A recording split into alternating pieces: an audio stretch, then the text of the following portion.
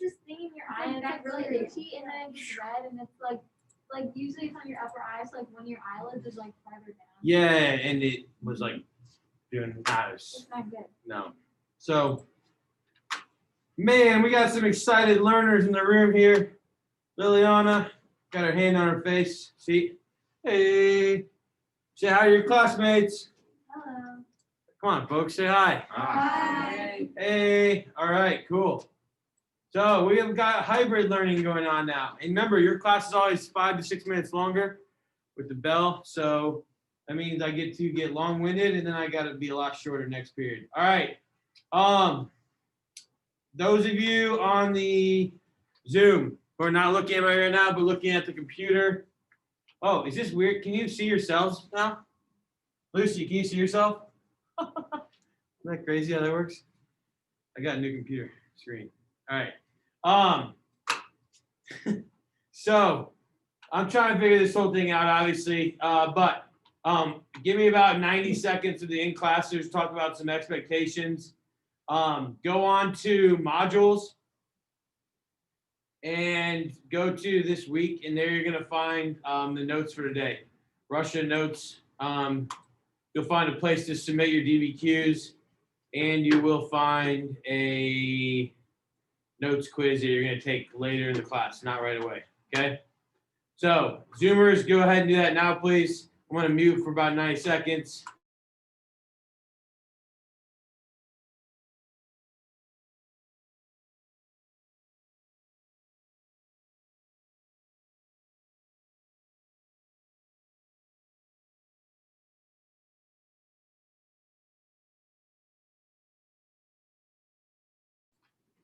Okay, so we missed Monday. We've got to try to kind of double up then to get to Russia today, Japan tomorrow, review Thursday, test Friday.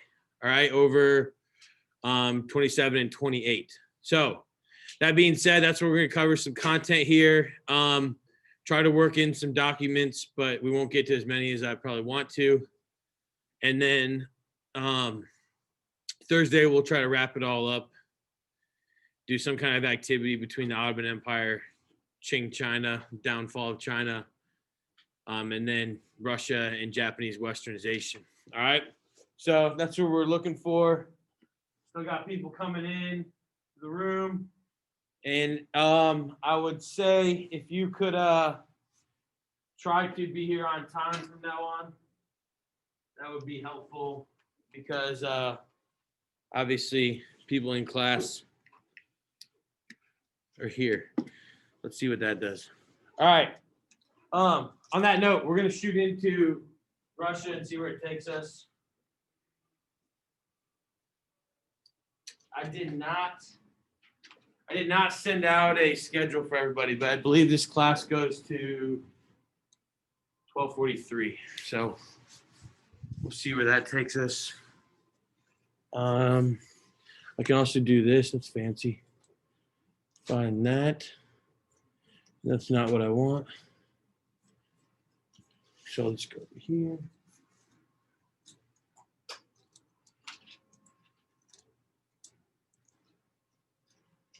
And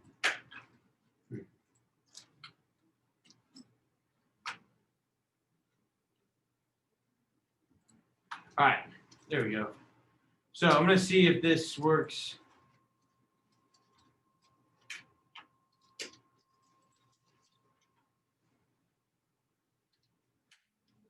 Nope. No. Turn on button. Laser pointer. No, none of it's working. All right, that stinks. Okay. Lucy McJunkins. Hey, Lucy, can you see the notes? No, because I didn't share them yet. All right, this should be better. All right, Lucy, can you see them now? Yeah. A little louder for me. Yeah, I can.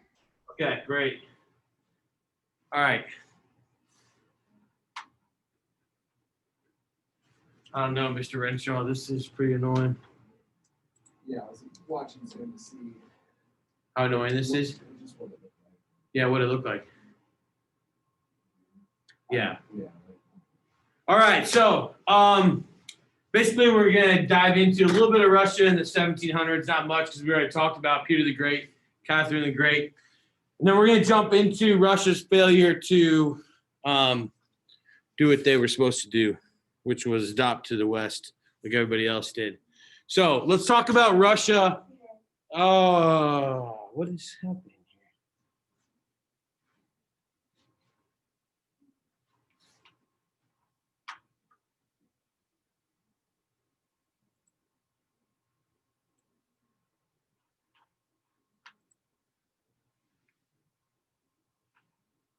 Okay. We're going to try this then. Technical difficulties that are getting figured out right now. It's your extra 6 minutes. I'll get it back to you at some point. Okay, how about this one? Now everything is on the same screen.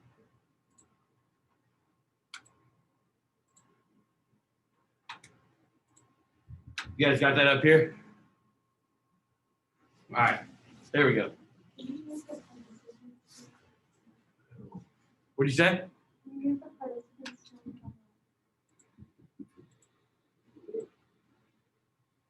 Let me get rid of that. I don't want that on there.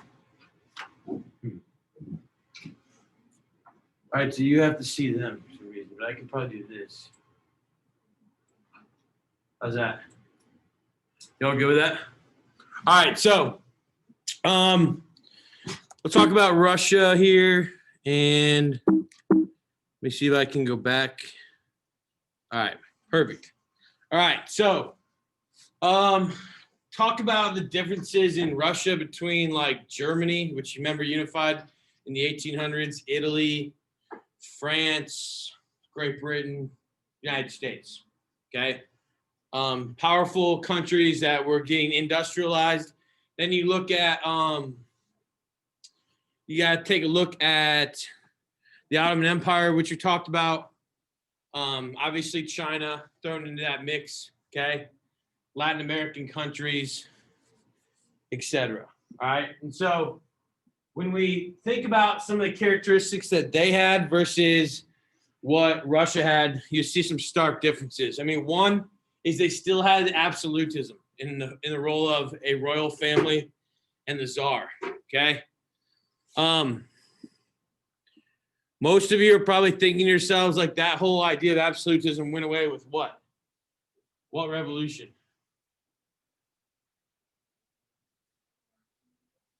The Russian Revolution, that's a little bit later. Yeah, the French Revolution, and then subsequently Napoleon bullying almost the entire known world, outside of Asia, left this whole idea like, oh, maybe that's not the greatest thing. All right, national parliament. That just means like, I think you guys know what a parliament is in England. It's a two-house system, an upper house and a lower house. Germany had adopted it. Italy had adopted it. The United States adopted it in the Senate and the House of Representatives. Okay. Senate based on 2 per state, House of Representatives based on population size, right?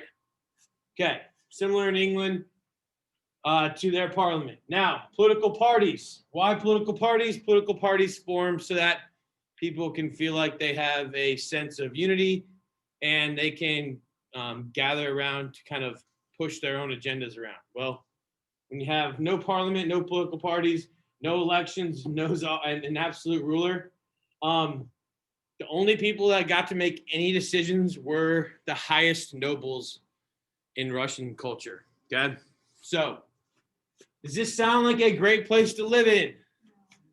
Okay, us westernized folk here who are dealing with our own challenges to democracy right now, right? Can understand that this would be harsh. Okay, now until 1861. Most Russians were serfs, okay? Bound to their master's estates, subject to sale, exploited even more than I can even explain to you.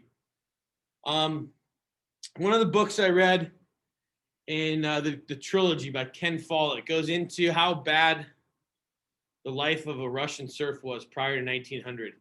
Okay, if Sam Barker got caught like hoarding maybe 2 potatoes underneath his bed mat, okay, a noble could go in, search your house, and just kill you on the spot. Okay, or he could choose to take you out into the street and publicly hang you and humiliate you, just to show everybody that you don't hoard 2 extra potatoes from your noble. I mean, that's how that's into the 1800s. Okay, so that's how bad serfdom was. Now, Russia had this idea that they would always transform from above. Okay, so think about how Catherine the Great initiated her reforms and how Peter the Great initiated the reforms. Remember those? Westernization. Who brought on those ideas of Westernization? Who was it? Was it the people? No, who was pushing this? Was it the nobles? No, it was the monarchs, the czar, right? The czarina. So in the United States, usually change in the United States comes from people, right? Okay, the people voted in November. Who won the election? Okay, President-elect Joe Biden. So the people decided that they were ready for change. Now, here's the thing. In Russia, because of this idea of the absolute monarchy, change only came from the top. And the instance is that with Westernization in the 1700s by Peter and Catherine was just done to try to play catch up to France, Britain, what will become Germany, which is Prussia. Okay, maybe Austria a little bit. All right. So there's some issues with Russia. I don't want you to write down this slide. I don't even necessarily, we aren't going to read the whole thing, but just as this kind of like reminders. Remember, Peter the Great tried to modernize the military, tried to make the kids learn math. I think we read the document, or we usually used to. Tried to make each kid learn math and science. Brought in some European-style industry. Remember the cutting of the beards? Remember that picture I showed you guys? Everyone remember the boyars getting their beards cut off? That was Peter. And then he made a capital city like based off of Western European cities, St. Petersburg. Catherine the Great, similar reforms as well. Now, this was transformation from above. Well, here's the problem. It continues in the 1800s. And one of the chief instances of this transformation from above comes in 1861 when Alexander II abolishes serfdom.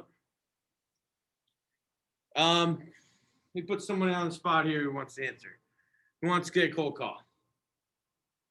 Good, Lucy Hiddle. Lucy Hiddle. Was the 1861 abolishment of serfdom by Alexander II a net positive or net negative move for a serf? You say net positive. Give me a reason why.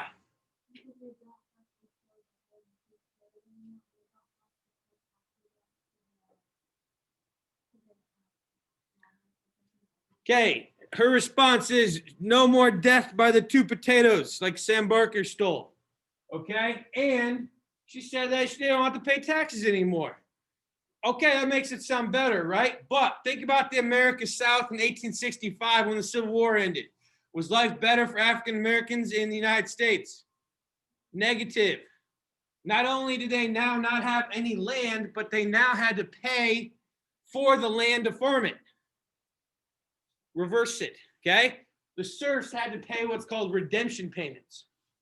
All right, and this meant that they were in more debt to their landlords and the nobles than they were before serfdom. See how that works? Brooke, you had your hand up. Ask it very loudly because everyone on Zoom wants to hear. Okay, good. All right, so then let's talk about this defeat in the Crimean War. Okay, if you remember right, this was it's supposed to be against the Ottoman Empire. Do you guys remember the Ottoman Empire thing around the Middle East? Okay, basically like an Islamic caliphate. All right, well, the Ottoman Empire wins this short war, which turns into a naval war, and they win because the British and the French decide to fight on the side of the Ottomans.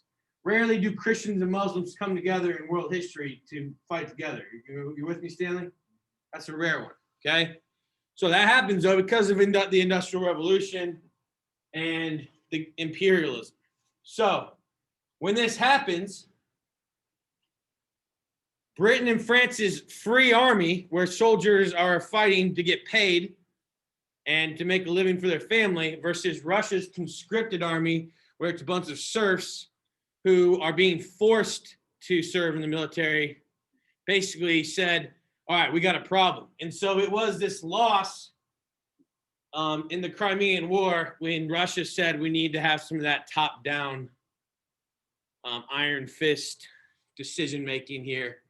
And so shrewdly, basically 2 years before the Emancipation Proclamation in the United States, the Russian serfs are emancipated. And the idea was the abolishment or the emancipation of serfs would allow for there to be a horde of people that could leave farms and leave the countryside and move to massive industrial cities. Now, I'm sure all of you in the room are going, Mr. Brunette, that happened in Britain, remember? How good was that for people in Britain when it happened? Was it good at first? Was it good at first? No, remember the women working in factories and kids, no gloves on, you know, the little toes hanging out. Yeah, ask your 3-year-old, 7-year-old child how many fingers he has, and he holds up 7. You're like, that's not very good. You know, still wasn't very good. Didn't help Russia very much at all either. All right, so this leads to Russia's Industrial Revolution, which was very, very late compared to the United States, Germany, France, the Netherlands, and Great Britain. Okay, by the 1890s, industrialization was underway and growing rapidly. They focused on railroads, and they focused on coal and steel production, okay, which were, remember, early resources of the Industrial Revolution. By 1900, Russia ranked 4th in the world in steel production. By the outbreak of World War I, they will rank 2nd, only to which country? Yes, the U.S., exactly. And Russia figured out that they had a hoard of oil, okay? But a lot of it was located in southern Russia. All right, so we would say this would be a positive, net positive, right? Where's the problem here? Why did they go through a nasty, nasty revolution 30 years after this? What do you think? Yeah. Say that again? Yeah, a lot of the same problems that the early Industrial Revolution had in Western Europe. What else? I don't know. I can't remember. I think your book talks about it, but they owed a bunch of money. It was foreign investment. Okay, they were industrializing by taking loans from foreign, by basically bringing in German, French, and British companies, and the upper management wasn't Russian, so it didn't care about the people at all. It was foreign. All right, so outcomes here. You have a growing middle class, and guess what? Just like in France, why we use it as the model in this class, the bourgeoisie, what do they want? What does the bourgeoisie want? Come on, remember, go back to what we talked about. What do they want? A voice, freedom, liberty, right? What is the saying in the Russian Revolution? Liberté, fraternité, equalité, right? There's not French. Now, same thing. The problem is the government had a lot of restrictions on what this middle class could not do, and they had no political voice. Okay, these slides I'm gonna go through fairly quick because they're not that deep, honestly. All right, the working class. Factory workers made up about 5% of the total Russian population, and as Katie said, 13-hour days, ruthless discipline, disrespect. You lived in like barracks. They didn't even make individual apartments. You lived in, a lot of times you slept on your machine. Okay, because they made these massive industrial buildings without taking into account that they had to have infrastructure. When they make like a brand new business building or business complex in Indianapolis, what usually goes up right by it? Apartment or hotels, right? What else goes up by it? Yeah, food places, exactly. Maybe even a grocery store or convenience marts. Okay, they didn't have that. They didn't have the wherewithal to do that. Then the idea that you weren't allowed to have unions or any type of representation meant that you had no voice as an industrial worker. So it became fairly evident then that socialism and Marxists were going to be a little bit more of a suitable way for the government to help the people. And so in 1898, Vladimir Ilyich Ulyanov. That's a long name, about as long as Sam Barker's yawn right there. Okay? You had Vladimir Ilyich Ulyanov. Who am I talking about? 5 letters, starts with an L, ends in an N. Lenin. Yes, Lenin is what he is commonly referred to. Oh, wait. And lower A, B, D, J, K, and M. Again, upper B, C, H, L, N, and lower A, B, D, J, K, and M. Oh, okay. So you see these illegal workers' parties formed. Okay, the word for workers' party in Russian is what? Anybody know? Workers' parties, these small workers' parties that organized. I bet you get this. You're all sitting here saying, dang, Mr. Brunette, I bet I know this, but I don't have it. What is it? I don't remember the exact word, but doesn't it mean like majority in Russian? Not something Well, else? Bolshevik is, Is that for something else? Is that for like a political party? yeah, that's a political party.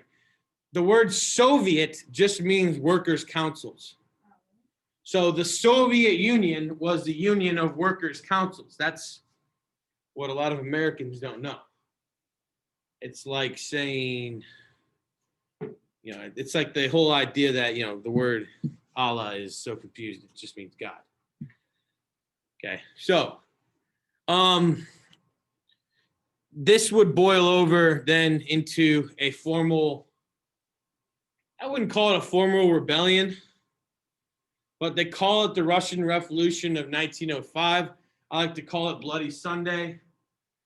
Tsar Nicholas II, okay? You gotta remember, the Tsar is also the chief of the army, okay? Commander-in-chief. They lost, L-O-S-T, capital letters, lost to Japan. At this time, the following hallways may move accordingly. Upper A, D, J, K, M, and lower E, H, K, L, N, and P, E. Again, upper A, D, J, K, M, and lower E, H, K, L, N, and P, E. All right, so here's what happens. You've got disgruntled people, okay? You have high inflation. You have people that are working in these cities that also still have to pay redemption payments to their landlords.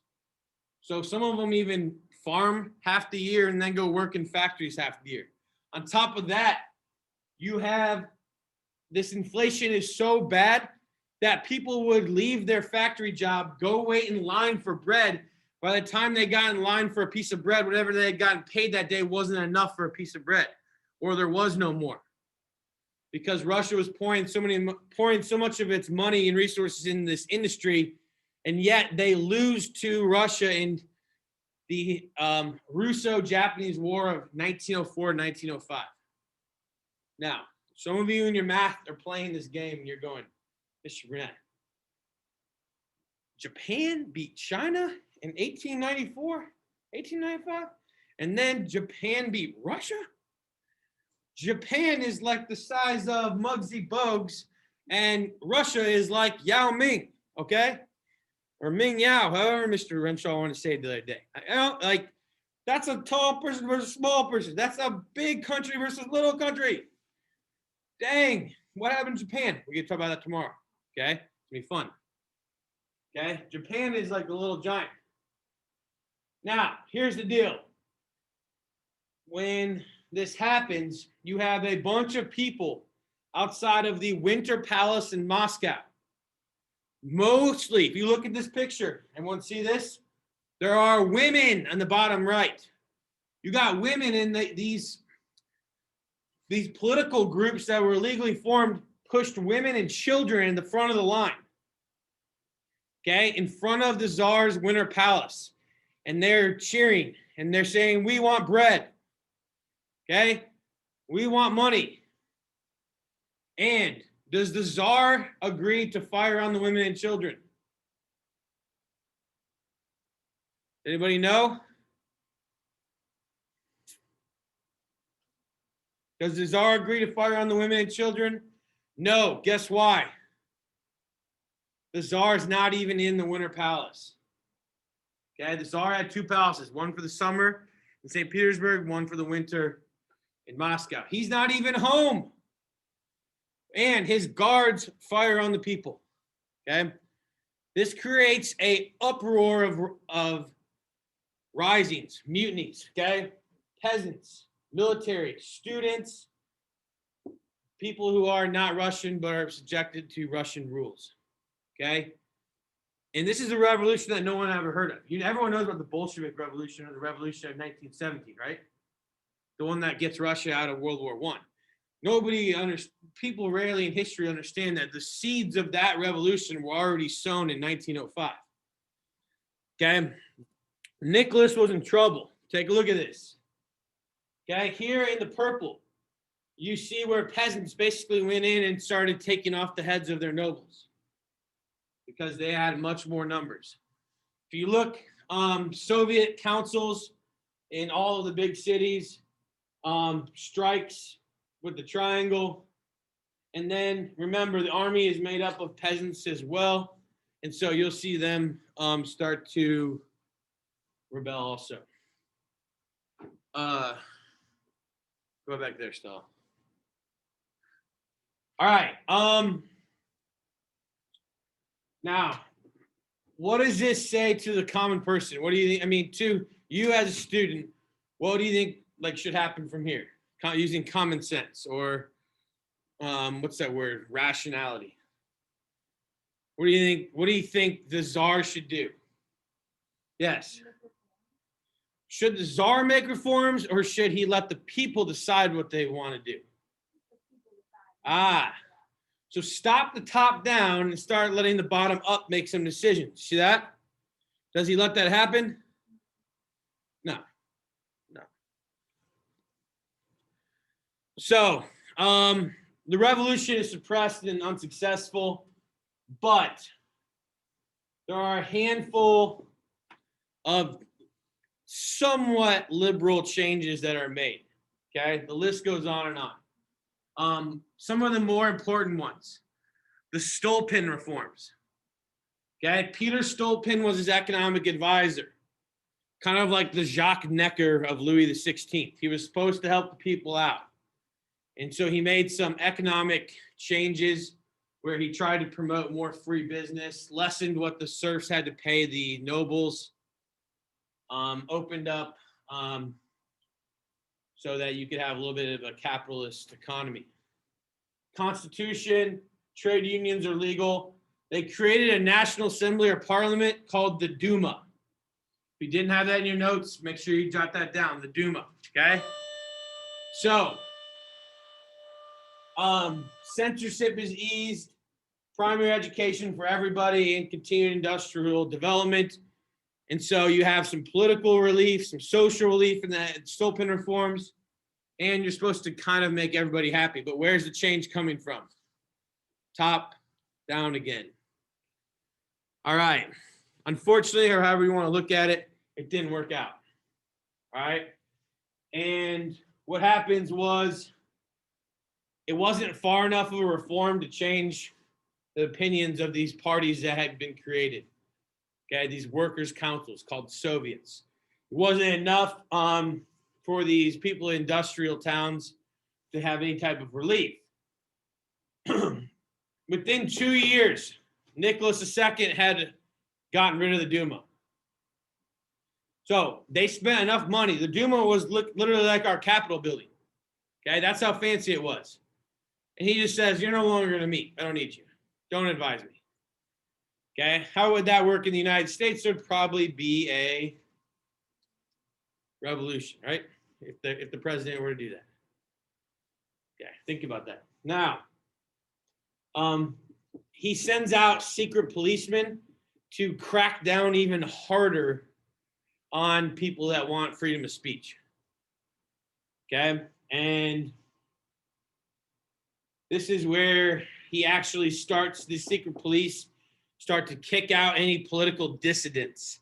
Anybody who did not agree with him, they start to send them abroad. So a guy by the name of Vladimir Ilyich Ulyanov, also known as Lenin, goes to England, and then he goes to Vienna. And what is he going to find in Vienna and in England? What's he going to find? A bunch of other liberal people that say, man, you're an idiot. Maybe you should think about invoking some change. Guess how Lenin gets back into Russia? Who pays for Lenin to get back into Russia? A lot of you probably don't know this. The Germans. Germans literally give him a bag of gold and a train ride into Russia during World War I to cause a revolution, and it works. Okay, but one time I was sitting, in this cafe type place. Cafe Central is what it's called. It's in Vienna, Austria. Okay, and everyone there is wearing a tuxedo, like the servers. I'm wearing like a musty shirt that I'd worn for like a week straight because I had like 3 outfits. You know, it's in Europe for a few months, and they I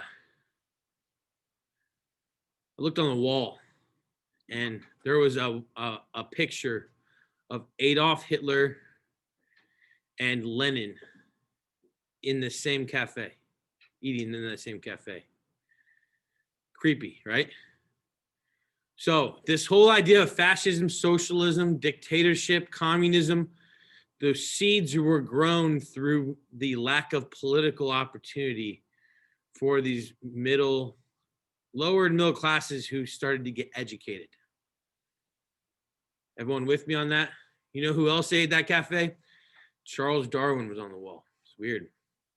If you ever go there, you can get the best $23 piece of cake you're ever gonna get because it's pretty historically cool. All right, so the growth of these parties. People know the Bolsheviks because they win. They're the minority party, but they win. What they don't realize is that there are thousands of these political groups throughout Russia, in every city, okay? They started to publish pamphlets, trade unions, and they're the ones that are going to provide this spark. And things continue to get worse in Russia. Inflation gets worse. Living conditions, food conditions get worse. And what you end up with is it's inevitable. A revolution is inevitable, but what happens? What breaks out? No, not riots. What breaks out? WW One. And when World War I breaks out, whenever a war breaks out, and you have a common enemy now, what typically does it create? Unity and nationalism. So that nationalism and small amount of unity is going to let the Tsar stay in power for a couple of years until we introduce the character known as Rasputin. So we will get to that later. We'll review this more. I'm going to go ahead and call the pause button though. And for those of you on Zoom, let me show you what I would like you to do. Those of you in the room, you can probably see the screen still, I imagine. All right, what I'm gonna do, those of you on Zoom, hopefully you're there. Now I can see you. Liliana, you all right? Good, that's good. I like smile, thank you. I'm gonna reshare.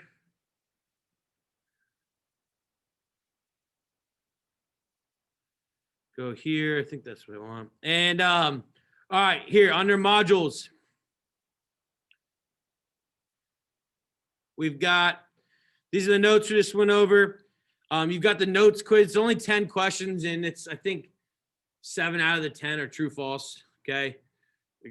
I probably went over a handful of the answers with you, / I just did. Okay. And then your final DBQ, right? Says turn it in here. This would be for tomorrow or due by tomorrow. I have nobody that's turned it in yet. So this is due by, I read 11:47. I don't know why I wrote that. Oh yeah, because that's when this class starts. Due by 11:47 tomorrow, okay? The notes quiz, you can start taking that right now. If you're on Zoom, you don't need to be on Zoom. This class period ends at, what did I say? 41? 43. So that would give you 43. That'd give you like 18 minutes to get that quiz done, which is plenty of time, and then work on your DBQ. You can stay on here if you have any questions. If not, feel free to leave, and I hope you learned something today. For those of you in the room, we'll talk here a little bit more. I'm already down to a few out here, so they're out. All right, thanks you Zoomers.